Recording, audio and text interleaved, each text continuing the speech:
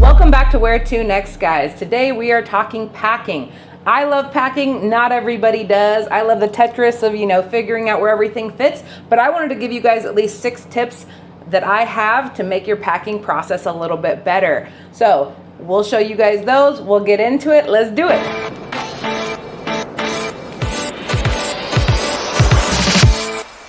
Okay guys, tip number 1 and my biggest tip to you guys, purchase some packing cubes.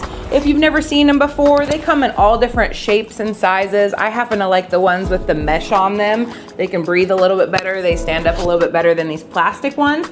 But packing cubes are the biggest thing you can do to make your life easier for packing, keep things more compact, and then keep it easier to not have to repack your bag when you come back home. So these packing cubes, when you fold stuff into them, make sure you fold them the exact length of the packing cube. That way you can get as many things to fit flat on top of each other as possible.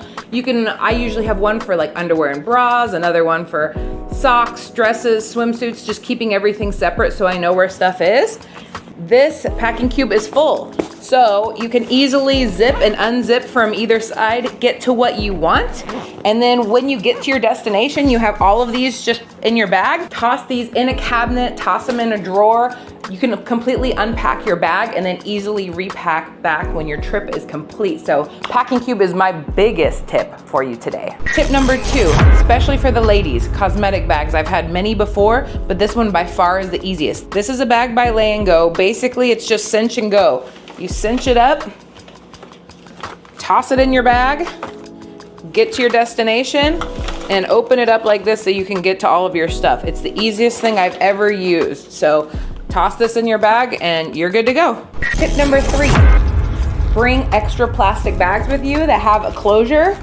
We get these all the time from shopping online. So these are great if you have dirty clothes, if you have wet bathing suits or something that you need to come home in, always bring a couple extra plastic bags. All right, tip number 4. So pack things inside each other as much as you possibly can. We always like to bring lots of sunglasses along on our trip. So I always like to put those inside things that take up a lot of space, like these big old shoes.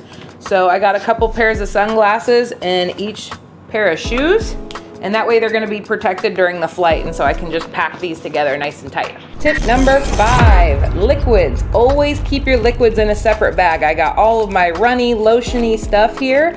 Make sure you put those in a bag that you can zip tight during the flight. That way, in case anything explodes during the flight or squeezes out, it's not getting all the rest of your clothes all runny and disgusting. Tip number 6, bring a luggage scale with you. I usually prefer a digital one, but any luggage scale works. Make sure that before you head to the airport, you pre-weigh your luggage. It has to be 50 pounds or less if you're checking a bag.